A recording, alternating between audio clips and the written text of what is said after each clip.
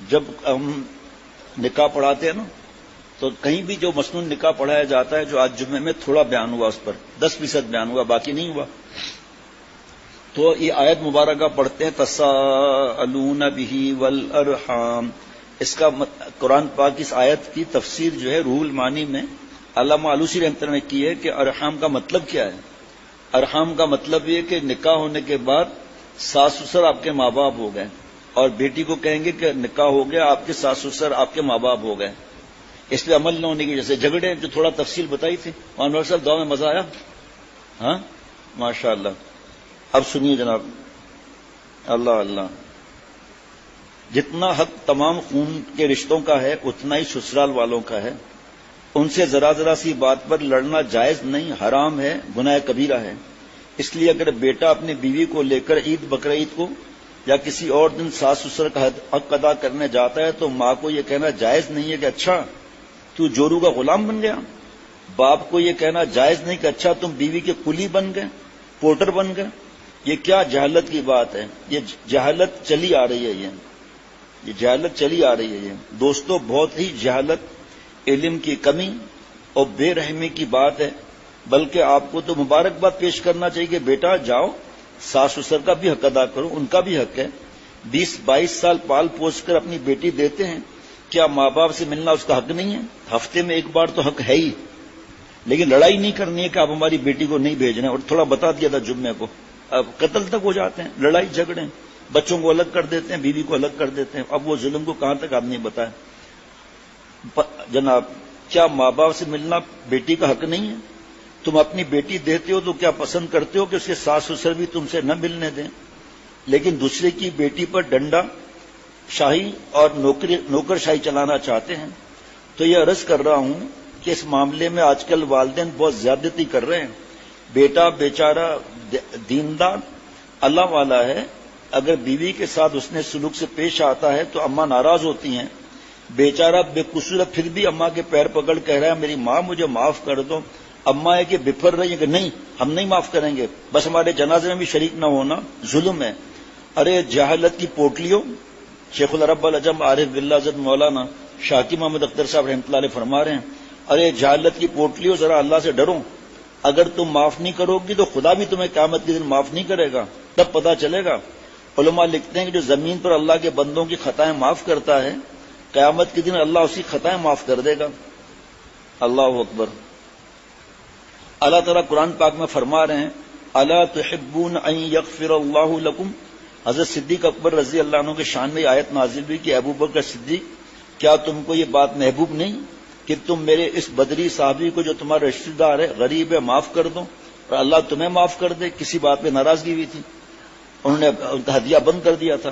صدیق اکبر رضی اللہ عنہ نے پہلے قسم کھائی تھی کہ اب کبھی اس رشتہ دار کے ساتھ اچھا سلوک نہیں کروں گا، کچھ خیر خیرات ہدیہ بھی نہیں دوں گا، بات چیت بھی نہیں کروں گا.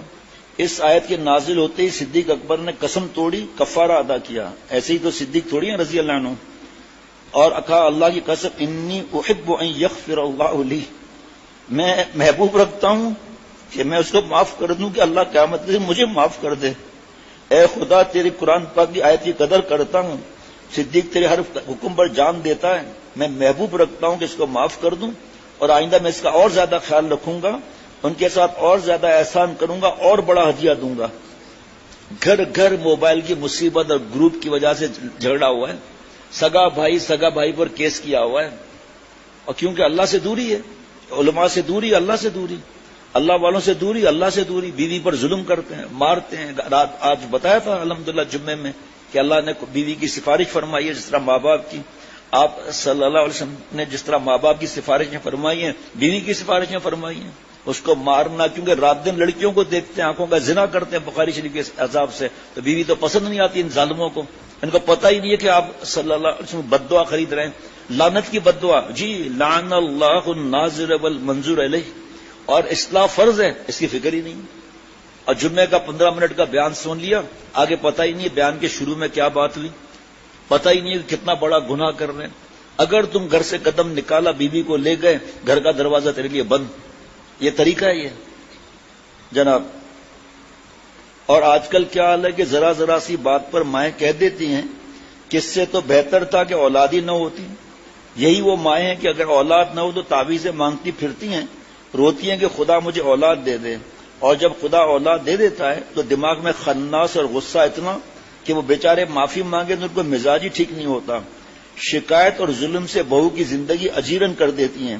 آج ایک جملہ میں نے پڑھا، میں تو آپ کو بتا دیتا ہوں جملہ. وہ ایک رسالے میں جاتا ہوں نا تو ساتھ ضروری رسالے لے لیتا ہوں ساتھ میں جب کہیں باہر جاتا ہوں. تو اس میں لکھا ہوا تھا کہ بیوہ کو زکوٰۃ دینے والوں زکوٰۃ مت دو، تم ان کو تمہاری زکوٰۃ کی ضرورت نہیں ہے، خدا را ان کا نکاح کرا دو. اف، جملے نے چیر کے رکھ دیا. کیونکہ ہندوؤں میں جو شوہر مر جاتا تھا تو اس کی بیوہ کی شادی نہیں کراتے آج بھی.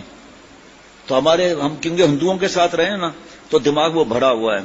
مرد کو تو جلدی شادی چاہیے کہ گناہ میں نہ مبتلا ہو جاؤں، اور وہ جو زندگی اس نے شوہر کے ساتھ گزاری ہے اس کو خیال نہیں آئے گا، اس کی تڑپ نہیں ہے. کیا جملہ ہے! میں تو پہلی دفعہ زندگی میں سنا کہ بیواؤں کو تمہاری زکوٰۃ کی ضرورت نہیں ہے، بس ان کی شادیاں کرا دو. بات سمجھ رہے ہیں آپ؟ اب زکوٰۃ کی ضرورت ہی نہیں ہے، جب شادی ہو گئی تو کوئی مسئلہ ہی نہیں. ان کو اس طرح برباد مت کرو بیچاریوں کو، اور اپنے منہ سے تو کہیں گی نہیں. حتیٰ کہ حضرت تھانوی رحمۃ اللہ علیہ فرماتے ہیں منع بھی کریں تو آپ دوسرے وقت میں ان کو سمجھاؤ، محنت کرو. یہ اپنے منہ سے تھوڑی ہماری بہو بیٹیاں کہیں گی کہ ہماری شادی کرا دو. لیکن ہم ماں باپ کو ہوش ہی نہیں ہے، اللہ معاف فرمائے. باپ باپ بنتے ہیں، چاچا ماموں بنتے ہیں، لیکن احساس نہیں ہے کہ بیوہ کی زبان سے پھوٹتے تک نہیں ہے کہ سب ناراض ہو جائیں گے، سب مجھے ماریں گے. کیوں ماریں گے بھائی حق بات پر؟ اگر ایسے ظالم ہے تو بس دعا کرو. ایک لفظ زبان سے نہیں کہتے کہ بیوہ کی شادی کرا دو، ساری زندگی بیچاری کی نوکرانی بن کے ختم ہو جاتی ہے. کیا جو بہو آتی ہے وہ بیٹی نہیں ہے؟ اگر تمہاری بیٹی کے ساتھ اس کی ساس یہ معاملہ کرے تو پھر تم کیوں تعویذیں لینے آتی ہو؟ بہو کے ساتھ وہی معاملہ کرو جو اپنے بیٹیوں کے ساتھ کرتی ہو.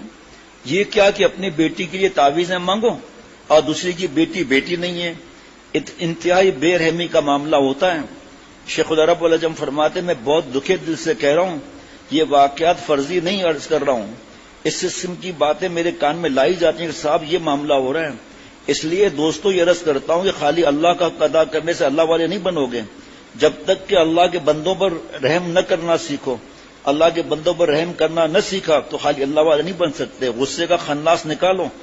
ذرا ذرا سی بات پر بہو کو ڈانٹنا، بھائی تو بڑی ہے تو تکبر تو مت دکھانا. اللہ نے تجھے اگر گھر کا بڑا بنایا تو تو مت خریدو، بد دعا تو مت خریدو. معاف کرنا سیکھا ہی نہیں ہے. بعض خواتین چاہتی ہیں کہ ہم ایسا روب کریں کہ ہمارے سامنے بہو ہیں تو کیا خاندان کی دوسری عورتیں بھی نہ بول سکیں، اور ذرا کچھ بولے تڑ تڑ تڑ تڑ تڑ تڑ تڑ بحث اتنا زبان اتنی چلاتی ہیں کسی کی ہمت بھی نہیں ہوتی آئندہ اس کے متھے لگنے کی. چھوڑو یار، کون متھے لگے بھائی اس کے. اللہ اللہ. حدیث پاک میں آتا ہے جو اپنے غصے کو روکے گا قیامت کے دن اللہ تعالیٰ اپنا عذاب اس سے روک لے گا. اب جن کو بہت غصہ آتا ہے ذرا وہ اپنا مزاج کی حدیث پاک سن کے درست کر لیں. کیسے اپنے غصے کو روکیں، مزاج کو رحم دل بنائیں تاکہ اللہ تعالیٰ قیامت کے دن ان کے ساتھ معاملہ ویسا ہی فرمائیں. بعض کہتے ہیں کہ صاحب کیسے برداشت کریں، جھنجھلاہٹ آ جاتی ہے، بلڈ پریشر بڑھا ہوا ہوتا ہے، شوگر ڈاؤن ہو جاتی ہے، کوئی کہتا ہے شوگر بڑھ جاتی ہے. جی چاہتا ہے کہ اس شخص کو ایک ڈنڈا لگاؤں جو جھنجھلاہٹ کرتا ہے. یہ سب بہانے کی باتیں ہیں. خود سوچو کہ یہ بیجا غصہ کرنا بڑے عیب کی بات ہے، اور حلیم الطبع ہونا بہت بڑی خوبی ہے. دیکھو اللہ تعالیٰ حضرت ابراہیم علیہ السلام کی شان میں فرما رہے ہیں سورہ ہود میں آیت نمبر 75 میں، ان ابراہیم لحلیم اواہ منیب، جس کا درجہ حکیم الامت نے کیا ہے کہ واقعی ابراہیم علیہ السلام بڑے حلیم الطبع، رحیم المزاج، رقیق القلب تھے. یعنی طبیعت کے بڑے حلیم تھے، مزاج کے رحمت والے تھے اور دل کے نرم تھے. یہ صفات جو اللہ تعالیٰ نے اپنے خلیل کو بیان فرمائیں. بس اے دوستو، اگر اللہ کے خلیل بننا چاہتے ہو، اور میری ماؤں بہنوں اور بیٹیوں، تم اگر اللہ کی ولیہ، اللہ کی دوست بننا چاہتی ہو تو یہ 3 صفتیں اپنے اندر پیدا کر لو. دل میں برداشت کی طاقت ہو، مزاج میں شان رحمت غالب ہو، اور تمہارا دل نرم ہو. اب سنیے میرے شیخ کی دعا. اے اللہ، بار بار فرماتے تھے روزانہ کم از کم 2 دفعہ تو صبح شام دعا مانگ لوں. کون سی؟ فرمایا اس دعا کو سیکھو. یہ اپنے پاس لکھ لے آدمی، اپنے موبائل میں ٹیپ کر لے، یا مجھ سے بعد میں ہمارے دوستوں سے لکھوا لیتی ہے. اے اللہ، مجھے حلیم الطبع بنا، رحیم المزاج بنا، رقیق القلب بنا. حلیم الطبع یعنی معاف کرنا صفت، حلیم طبیعت ہو، اور رحیم المزاج رحمت کی شان ہو، اور تیسرا رقیق القلب یعنی اللہ سے رونے والا. کہ کیسے حضرت والا آپ بتاتے تھے کہ آپ صلی اللہ علیہ وسلم دعا مانگتے تھے، اللہم ارزقنی عینین حتالتین، اے اللہ موسلا دھار برسنے والی آنکھیں عطا فرما، اے دریغا اشک من دریا بدے تا نثارے دلبرے زیبا شدے. اللہ جی اتنا روں اتنا روں اتنا روں کہ آنسوں کا دریا بن جائے، وہ آپ پر فدا کر کے پھر آپ کے پاس آنے میں مزہ ہے. اے اللہ ہم سب کو حلیم الطبع بنا، جو نہیں سن رہے جو سن رہے ہیں، ہم سب کو ہماری اولاد گھر والے قیامت تک کی ضروریات کو حلیم الطبع بنا، رحیم المزاج بنا، رقیق القلب بنا.